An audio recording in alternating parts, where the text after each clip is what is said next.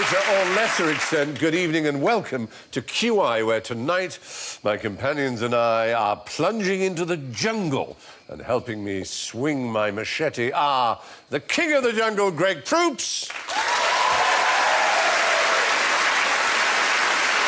The king of the swingers, Reginald D. Hunter.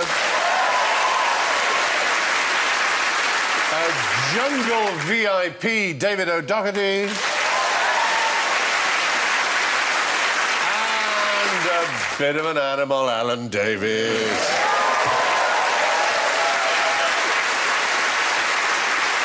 Well, before we begin, we ought to hear your beastly buzzers. Reginald goes...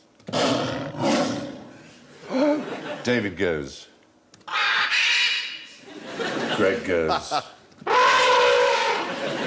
And Alan goes. All creatures in the jungle have equal value. So, first question, where will the lion sleep tonight? No. Is this going to be a trip where they don't sleep in the night? Where they don't sleep in the jungle? You're right. Man, I am nailing this game. Because, of course, there is a famous song in the jungle, the lion sleeps tonight. A whimber-way, by a Tight whimber-way. Fit. But by all kinds of people, actually. Mainly Tight Fit. But what you managed to avoid was falling into the trap that lions sleep in the jungle, because where do lions live? Office buildings. I was going to say Luton. I don't know why. Oh, don't they live in, like, the veldt or something like that? Or... The savannah. It's dry. It's certainly not jungle. You wouldn't get a lion there. And also, quite rightly, one of you said they don't sleep at night.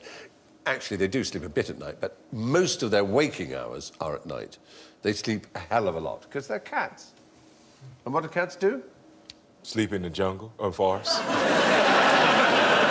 They do a lot of sleeping. That's what I was going to say. Yeah. They basically let big animals spend 23 hours a day eating grass, and then they kill them and eat them and get all that nutrient that lasts them for a week. So instead of eating vegetables, you eat something that does eat vegetables. Exactly right. That's true. I feel better about my diet now. Yeah, about that. But the song, The Lion Sleeps Tonight, was the most popular song ever to come out of Africa. It was written by a man called Solomon Linda. He and the Evening Birds, as the band were called, recorded a song called Mbube, which is the Zulu word for lion. And they chanted, Mbube uyui mbumbe, lion, you're a lion. And he was paid the princely sum of £1. No more than that. In 1949, Pete Seeger gave it to the Weavers. They made a huge hit out of it. And then it just carried on being a hit, and all kinds of people liked Tight Fit. Tight Fit. But, more importantly, perhaps... Well, better than Loose Fit for a band, I suppose. Yeah, Disney, in 1994, incorporated it into... The Lion King. In The Lion King. Now, it's estimated that if Solomon I'll get Linda... points. I'll get points for that. Will you? Yeah. For knowing The Lion King? Yeah. If Solomon Linda had been paid standard composer royalties, he would have earned, just from the Broadway version... £2. Just from the Broadway version alone... £3. $5 million. Ah! Just in 5 years. That's just 5 years of it. I got a question now. Yeah. The pound that he earned, who paid him that? Was it somebody British? No, someone South African, I fear. So what were them people doing with y'all money? It's a good and fair question. It's not the first time that musicians, artists, composers have been exploited, but it is a pretty extreme example of it. Just from the song being used in The Lion King, the musical on Broadway, yes, just he'd have made $5 million. Yes, that shows you how much Elton John makes. That's what I was going to say. Yeah. Elton John and Tim Rice is always grinning. Yeah, exactly. There's a lot of money in musicals. It is staggering, isn't it? But fortunately, there was some good that came out of it, because a South African journalist called Rian Milan brought the case to international notice, and Solomon Linda's family sued and came to a settlement. So the heirs of Solomon Linda have at least benefited from it, which is a good story. That's good. That's Isn't good. it? Nice to see that, you know, natives wasn't exploited again. That's a good story there. If I And was, yet- I would tell that And story yet we too. opened by saying that the whole thing was predicated on a black lie. Yeah. In Lions the jungle, do not the mighty sleep in the jungle. The lion sleeps tonight. Doesn't sleep at night, doesn't sleep in the jungle. He's lucky to get £1 for it, if you ask me. Anyway, so that's it. Now, what would be the best way for Tarzan to get around the jungle? Well... Without a family, I would guess. Without being tied down. Is that Johnny Weissmuller? That's Johnny Weissmuller, who made his name as a... Olympic swimmer, that's right. And that Marina Sullivan, then? Yeah, it's Maureen O'Sullivan. Was the boy just called Boy? Boy, Yes, yeah. he was. The boy was called Boy, and the chimpanzee was called... Cheetah. Cheetah, yes. He gets around by swimming and swinging on... What does he swing on, Greg? Vines.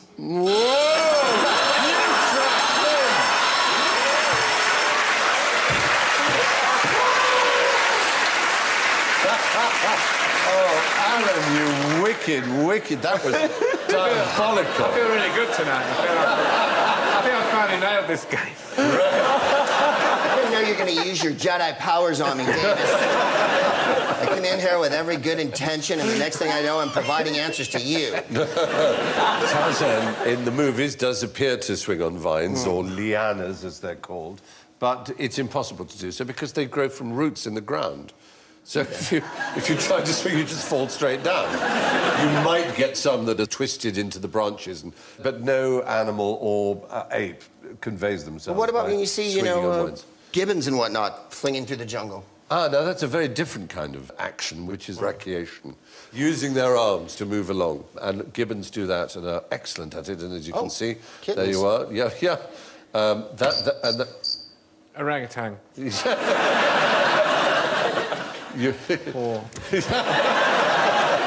You're in a competitive mood. I'd like to say that Alan is Tarzan's chimp because cheetahs never prosper. Hey, very good. But Edgar Rice Burroughs, who created Tarzan, of course, he said he leaps through the trees unaided. He could drop 20 feet at a stretch from limb to limb in rapid descent to the ground, or he could gain the utmost pinnacle of the loftiest tropical giant with ease and the swiftness of a squirrel. And also, why would it be a vine in the middle of the jungle?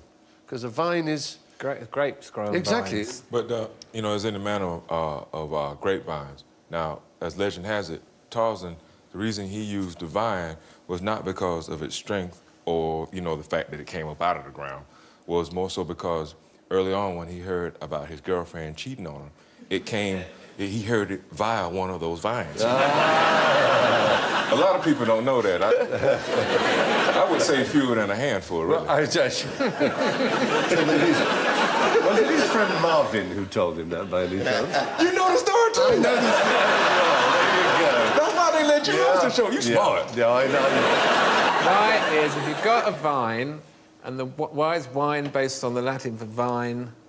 When we have a vine, wine and vine, shouldn't there be this, why isn't wine called vine? When I was taught Latin, we were taught to pronounce the V as a W. So it would be Weni, Weedy, Weeki. I came, I saw, I conquered, is what, Really? what Caesar said, or Kaiser said, yeah. Is Kaiser in German from Caesar? Caesar, then? yes, it is, as is Tsar. See, you learn something every day. Yeah. I'm not talking to you anymore. The more you say vine, the less I'm going to say vine. But the Germans say vine and spell it with a W. So why is it called a Caesar salad then? It was invented by someone called Caesar. I've had a bottle of Caesar salad where it's on the label and the man who invented it's on Points to Alan Davis. Yes. It was, in fact, a cook called Caesar Cardini. Yeah. Well done, Alan. Well, I read Damn, it on the you're label. doing well. Wow, Wow, it's interesting that the two people who be on this show every week doing the best. You've got time to catch up with them, don't you worry. I just hope for a chance. Oh, man. yeah, Hope for a chance. there are questions coming your All way right, that will then. thrill you. OK, so what do you think these monkeys are called? They're two different species.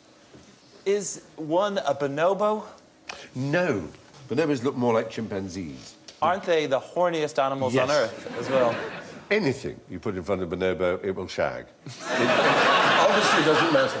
They are the most sexually, absolutely... I mean, they... Even Russell Grant. Bonobos really... Actually, lions, too. I mean, when lionesses are at it, they will shag up to 50 times a day. I mean, it's a 10-second business with the lion. But also, the lions shag each other. About 8% of all lion sex is gay. So 8% of lion sex is gay? Yeah. Yeah, okay. Did you get that, like, out of a book of lion facts? Or did you get that from a gay man? I know there are a lot of people who would have us believe that only mankind is gay. In fact, there are, the latest count, about, I believe, 642 species of animal that exhibit homosexual activity. But do you know there's only one species that exhibits homophobia? And that's mankind. So who's natural? I thought you were going to say elephants then, I really hope. I don't know what Mardi Gras, it'll be great. How did they come up with the figure 8%, though? That's a lot of research. It is, isn't it? It's, I mean, I saw The Lion King, and I didn't see any of that going on. But I did feel the love. You felt that night. Yeah. The circle of life has a whole new meaning. It certainly does. The red-faced one needed some factor 50 before... Yeah. It certainly does. I can tell you they come from completely different parts of the world. What's the most noticeable thing about the one on the left? Its nose. Its nose. It's a huge nose. Can you think of another word for a nose, a rather technical word? I can. Wait. Proboscis monkey? Is the right answer. That's a proboscis monkey. There it is.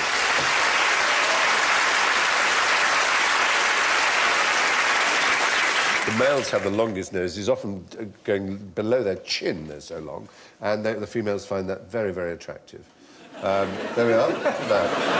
It's an unusual look, I grant you. It's a flaccid penis, that's what that is. A human could not get its hair like that without a hairbrush or a comb. A lot of product. I mean, that's remarkable, isn't it? It is very impressive. It's a very 1950s kind of a vibe. It is. It's quite rockabilly, isn't it? Yeah. Well, they're charming animals, and they live mostly in Indonesia and Southeast Asia. But what about the red-faced one? Where might that come from? That one's called a cabeza rojo. That would be in Spanish, which not a lot of people know here. Why would it have a Spanish name? Because it's from South America. It's the right answer.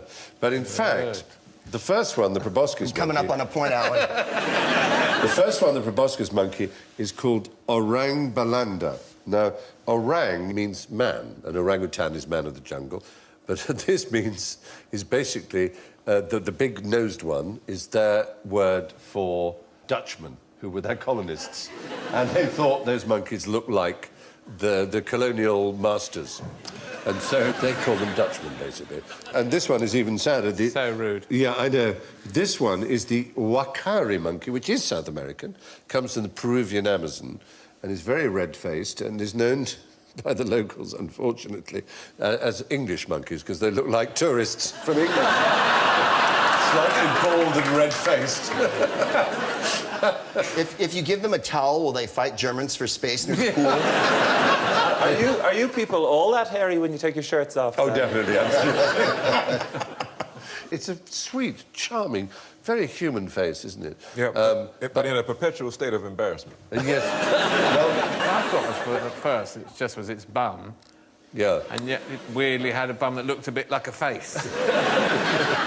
But anyway, that's the huacari monkey. Rather beautiful creature in its own way. Unfortunately, when they get to zoos, they're very lethargic and unhappy. But they're very active and very sociable in the wild. I get quite lethargic in zoos. Yeah, I know. A robin redbreast in a cage puts all heaven in a rage, as William Blake said. Also, Anyway. the ice cream is very expensive in zoos, so that's another depressing aspect.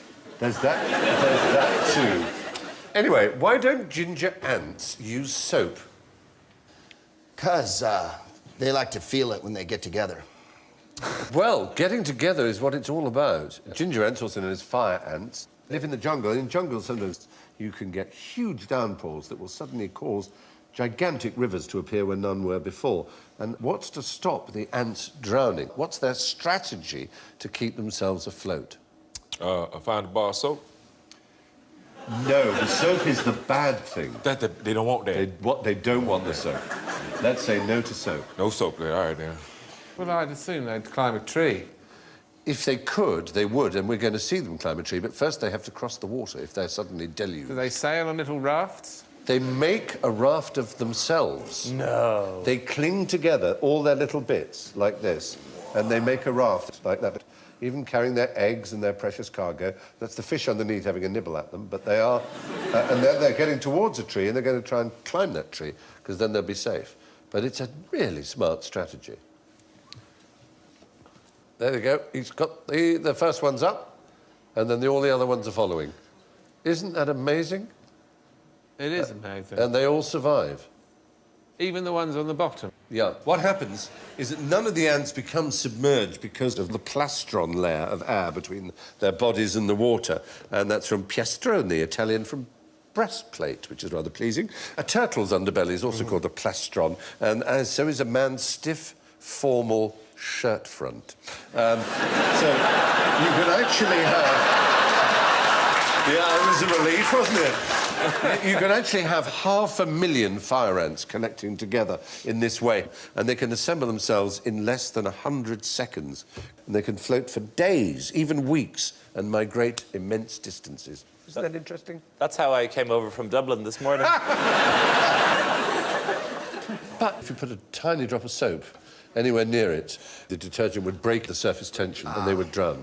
But I've got an interesting experiment, and I do love, as you know, to do an interesting experiment. He does love an experiment. These will represent red ants. This is just... I just find this magical. And it's something you can do at home, ladies and gentlemen. This is what's fun about it. And, Will we form an island and swim across the jar of water? No, this is red-coloured sand, and it's floating on the top. You'll notice wherever I drop it, it tends to start clinging together. So you've got... Here's your little raft of red ants. Oh, there they are, in the water. And I can put my finger in it like that, and my finger will come out completely dry.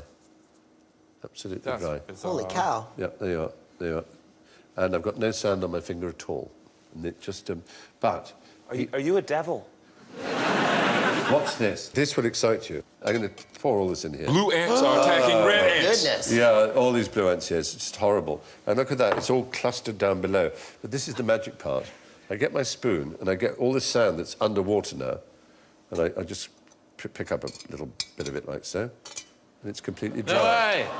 It's utterly dry. Witchcraft! Sorcery! Burn him! It's completely dry. Witch! There it is, look. There it is. Sand, absolutely dry, even though there are drops of water next to it.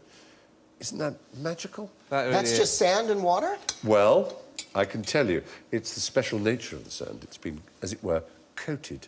And without wishing to give away the name of a brand of spray that you are encouraged when you buy suede shoes to use to protect your suede shoes that might be called something that rhymed with gotch-scarred. If you wanted to try this experiment at home, you would get a can of that gotch-scarred and spray the sand with it, and you will be able to amaze your friends, if, but only if, you're as sad as I am. But there you are. Hooray!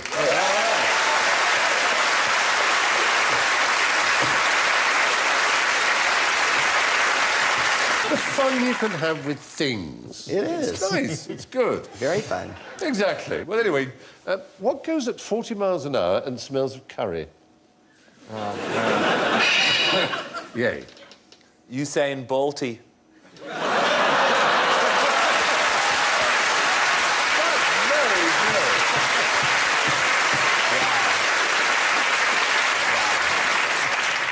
I have to say that's impressive. I have to give you points for that. It's just too good. I will give you this clue. An astonishing number of animals in the wild smell of other things. And there is an animal that smells of curry. And there's no reason for it to, because it doesn't live in India, it doesn't eat chilies. But 40 miles an hour is pretty quick. That's the thing. It's Yeah. the fastest of its species, and it's a signature species for a whole nation, a whole continent. The ostrich goes about 40 miles an hour. It does, but this is not a bird. Kangaroo. Yes. It's the western grey kangaroo, the fastest of all the kangaroos. And amazingly... It smells of curry. Oh, jeez, it smells of a curry. Smell that, mate. That's just an Australian who's had a curry the night before, done a particularly stinky fart, and then tried to blame it on a passing kangaroo. That kangaroo, did you see that kangaroo go by there? Jeez, what a stink. Like a curry. Anyway, that's one animal that smells unusual. You're not going to get this next one because it's such an unusual animal, but it's rather pleasing to think that the binturong smells like a freshly made batch of popcorn. It's also called a bear cat, but it's actually more like a civet than either a bear or a cat. But apparently it smells of freshly baked popcorn. Isn't that a lovely thing for an animal to smell Is of? it slightly overpriced? And It's a medium one, almost exactly the same price as a large one. And does it smell like salted or sugar popcorn? Ah, now there's a good question. Yeah. Their birth is apparently fascinating because originally they're just in a tiny, tiny egg, and then on a very hot day, suddenly just pop into the air. I'm going to show you another animal. It's a common blue butterfly, but has been described by the famous naturalist, Geoffrey Grigson, as having a particular smell. Finger of fudge. Yes! What? Unbelievable. I mean, I've got to accept that because the answer is chocolate. Wow. That is amazing. How does he do it? Yeah, you two have developed some bizarre understanding where... Yeah, man, how does a man be on this show every week come up with all the answers? I don't know. He's having a spurt. like an adolescent having a growth spurt. He's having a brain spurt. It's very impressive. See? Sorry. It's my father. Sorry. Talking about him having a spurt is not what I meant to be doing. The chocolate is ground-up butterflies. Well, no. It just so happens that that species, according to Geoffrey Grigson, smells of chocolate. Well, there you are. I'm staggered by Alan's knowledge here. Now, as long as we're in the jungle, let's have a dubious jungle theory. A dubious theory from Stephen Fry. Dear. At least 10% of the Amazonian rainforest was deliberately created by human activity over a period of 1,500 years, more than 1,000 years ago. It's an enormous orchard, twice the area of Great Britain. Dubious or not, look at the evidence on jungleschmungle.co.uk and decide for yourself. A dubious theory from Stephen Fry. This is a genuine theory. Can you understand that the idea that the Amazon, that we think of as the wildest place on Earth, might actually have been... A lot of it might be... Is there a large part of it, then, that bears fruit that we would consume? Not only that, there is real evidence that a large part, certainly not the majority, but a large part of it is composed of soil that is of human origin, called terra preta, which is black earth in Portuguese. It contains charcoal, bone, manure and pottery and can only be humanly produced as a soil for growing. It was created deliberately over 1,500 years, rich in nutrients that last thousands of years. BBC 4 made a programme about it called Unnatural Histories, arguing that an advanced civilization of 5 to 6 million people flourished along the Amazon in the 1540s, and then diseases brought by the Spanish, such as smallpox and flu, wiped out up to 95% of the population. And by the 18th century, the rainforest was empty. They left no buildings, only the soil behind. It's an extraordinary thought, isn't it?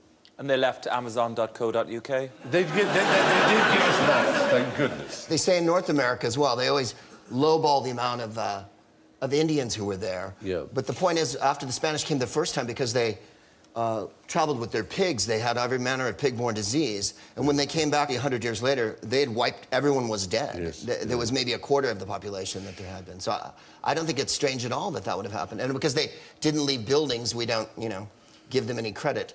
Exactly. Except that they left an enormous forest, which makes the planet breathe.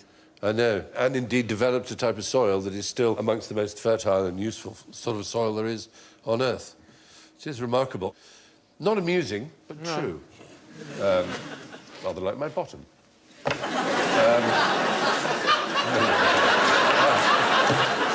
don't know how that So you happened. saying true, like, your bottom will always be there? Yeah. Like it's true.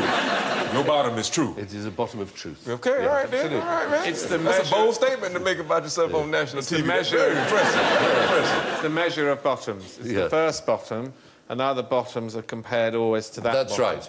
That's why it's known as the true bottom. Yeah. That was Or the arse of verity. Very fertile. Whoa.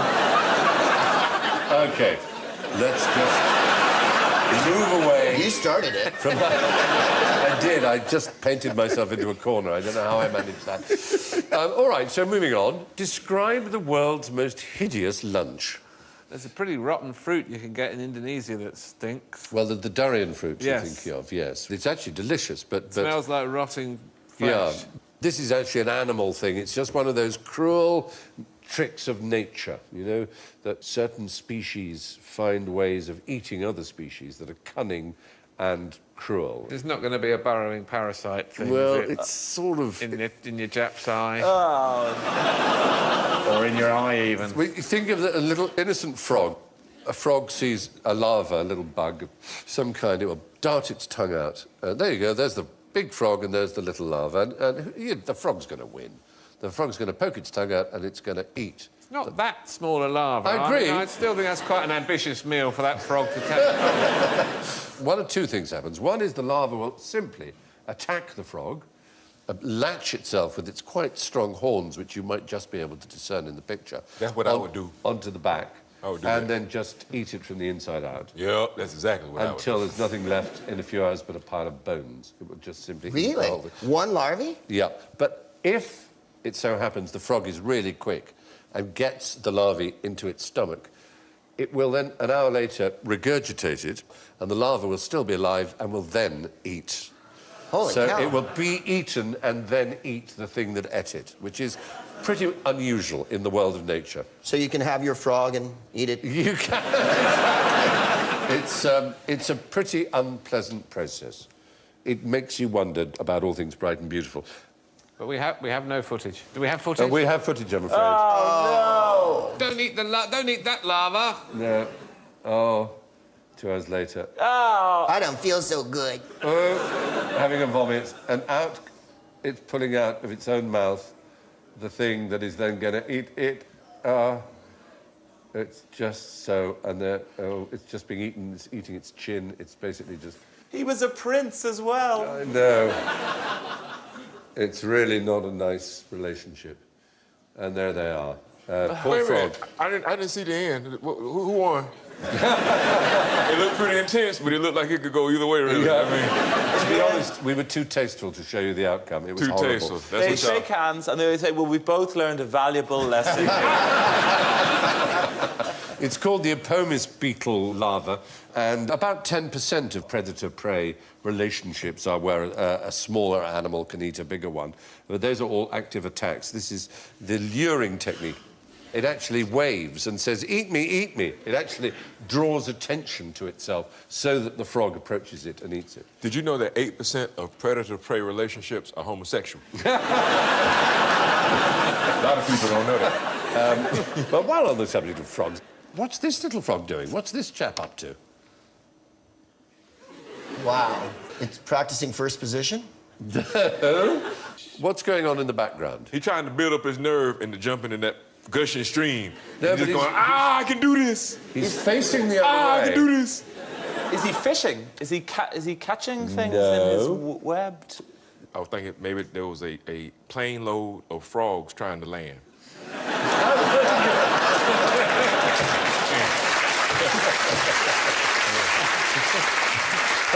Well, you know, air traffic controller frog. Air traffic control frog. What is it about the background? Running water, water stream, water flowing. What does that create? If you've got a waterfall behind you, how do you communicate with your neighbour? How do you shout? It's sign language. Yes. No. Semaphore. Really? It's the semaphore frog, because it lives by waterfalls and cataracts, and so little won't get heard. So that's how it communicates. Basically, it's saying to other males, this is my territory, keep away, or it's saying to girls, here I am. Unless it's 8%, of course. It is a wonderful sight. It solved the problem of the fact that it can't vocalise because it lives in a noisy environment.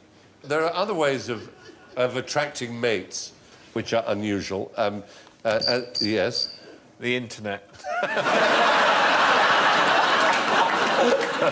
If only you'd said what you often call the internet. What do you sometimes call it? The interweb. Yes. Web spiders. Spiders, yes. Spiders make webs to catch prey so they can eat, survive, yes, and thrive. But there's a particular breed of spider.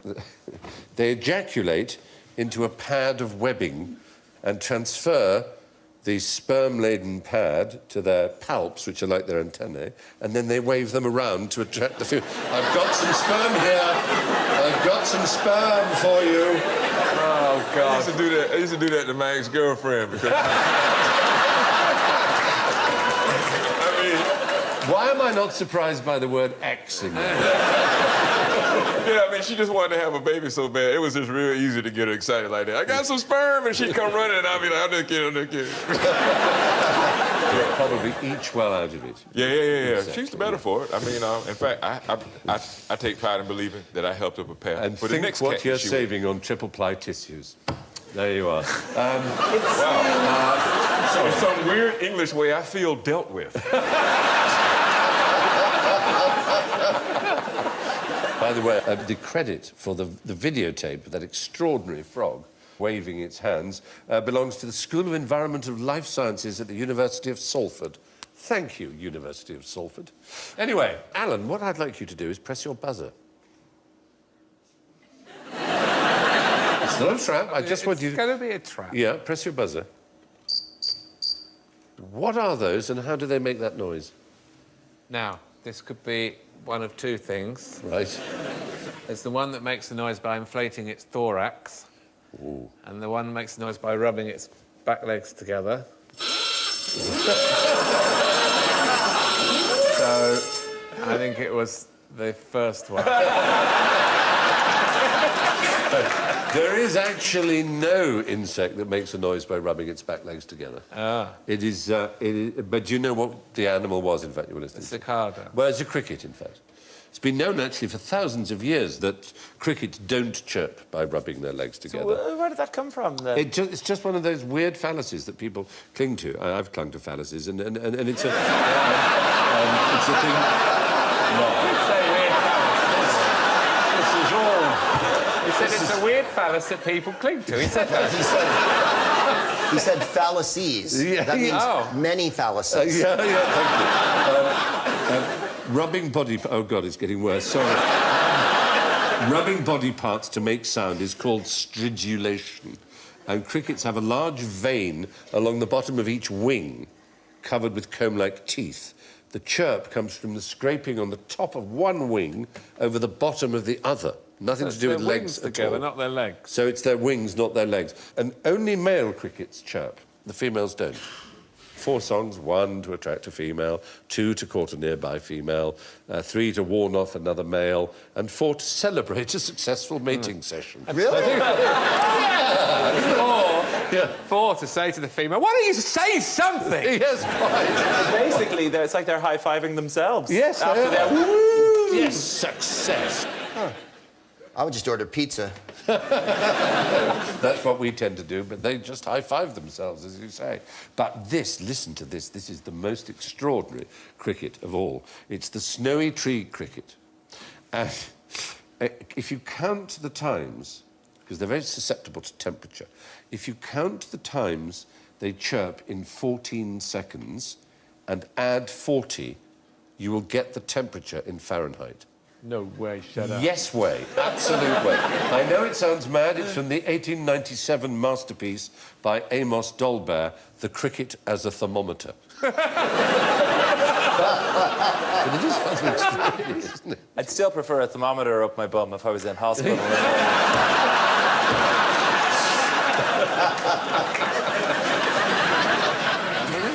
Amazing, isn't it? Yes. Dolbear's law, now you know. Anyway, what lives underwater and is the loudest animal in the world for its size? Greg Proops. Oprah. Good answer, but untrue. Is it going to be a blue whale? Oh, you and your blue... You were doing so well. No, it's the largest in relation to its size. The noise it makes is quite astounding. When I tell you that its size is 2 millimetres, and it creates a sound of over 99 decibels, which is like a freight train passing by. It's an incredibly loud noise, and it's a little lake creature, actually. You know those things that almost seem to walk on water? Do you remember what they're called? Our Lord.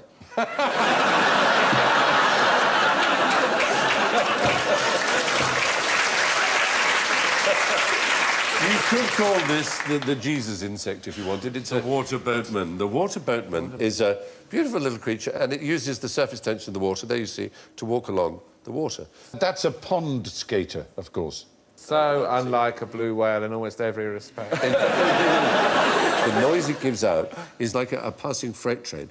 We have a theory how they produce it, and we'd like you to try out our theory. They use their penises against their tummies. Peni. Peni, if you like, penises, if you wanted to speak in English. But by all means, peni, if you like. They rub their penises on their tummy and somehow create a noise of 99.2 decibels. But that's just a theory, though, right? Yep. Because I put my penis against my belly, it don't make no noise. If you really whack it, though, if you... Steady. It depends on if I have to get up in a hurry. Like if I got an hour. And imagine that it's a penis, all right? You pass that to Greg. You know, imagining is not helping, but all right. Obviously, there's yours, Alan. No.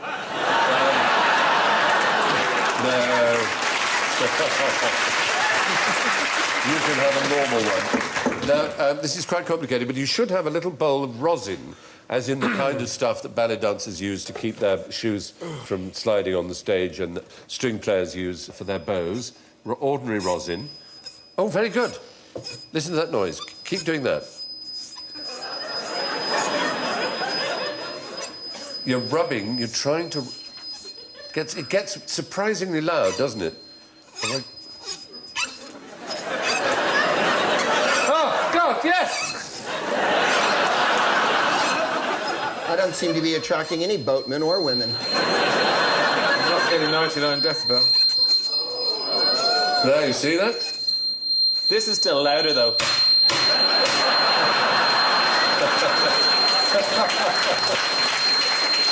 Is that yours?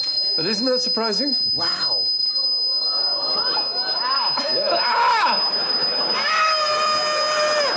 It was like Mars attacks. Yeah. Our brains will explode. Solo. Alan's very good at it, isn't he? Have you given him a wand? Is that a wand?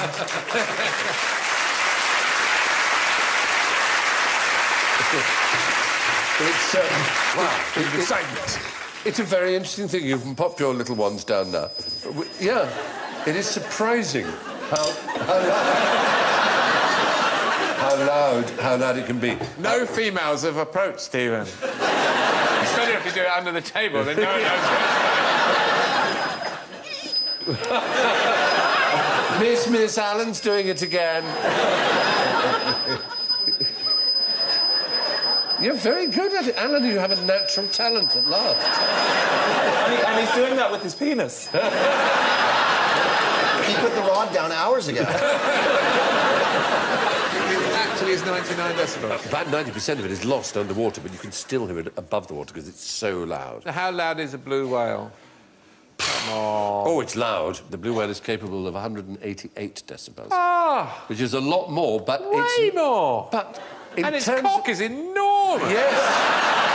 But we were talking about proportionality. If it was able to rub its cock on its belly, it would be deafening!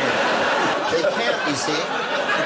That's why nature provides, because their flippers are too... Right, because if they could get access to their enormous penis, they would deafen the oceans. Yeah. So the water boatman makes a big noise with its mighty stridulating penis. Anyway, throughout the show tonight, there's been a species of striped animal in full view here in the studio. Let me know when you see it. But there is a striped animal somewhere in the studio in full view. Are people stripy? Yes. Really? All human beings have stripes, very regular stripes, on their skin. They were discovered in 1901 by a dermatologist, and they're called Blaschko lines. He studied 140 patients who had a particular kind of skin disease, and he drew up the map that followed the exact lines. They just don't show unless you have that particular condition. It's almost like camouflage if we lived in pasta. It would be. And maybe that's how it evolved. But in the cases of animals that are obviously striped, like zebras... Tigers. And tigers. Is zebra, for example, is a zebra white... Want a point for that? Yeah. Oh, yeah. Is a zebra white with black stripes or black with white stripes? Yes. Which? It's black. What do you think, Craig? You've been referring to me, Alan. I think, one, they smell like chocolate, so I'd say chocolate. I would say they are black with white lines. That's what I would say. No, they're white with black stripes. Well, you would say that, wouldn't you, white man?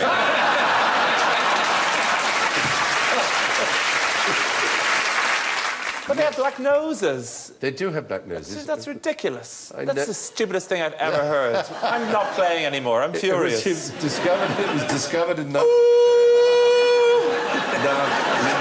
we don't throw our toys out of the pram. Humans are not only striped, incidentally, we're also bioluminescent. We give off light. And this, again, was a recent discovery, a Japanese discovery.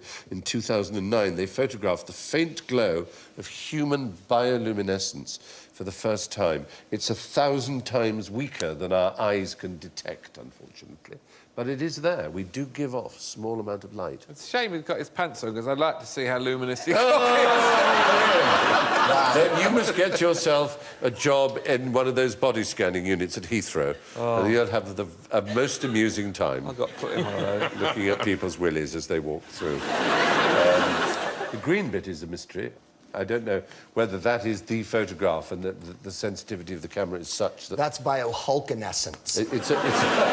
That's the credible Hulk, who was slightly different. I like the credible Hulk. Yeah. He's a Hulk, but I believe it. Yeah. He's vaguely orange. Yeah, he goes a little bit green and slightly peeved. Yeah. I would watch the Incredible Hulk. But anyway, there you are. Now it's time for the final scores. I'm sorry to say that in last place with -10 is Alan Davis.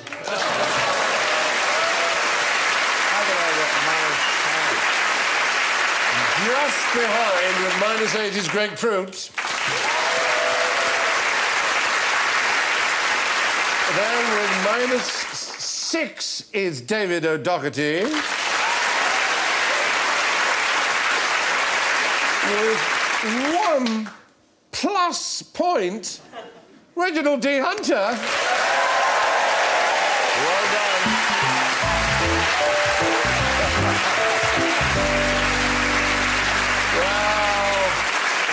That's all from David, Reginald, Greg, Alan and me. Remember, snakes are more afraid of you than you are of them. Unfortunately, this is not true of mosquitoes, spiders, bears or tigers.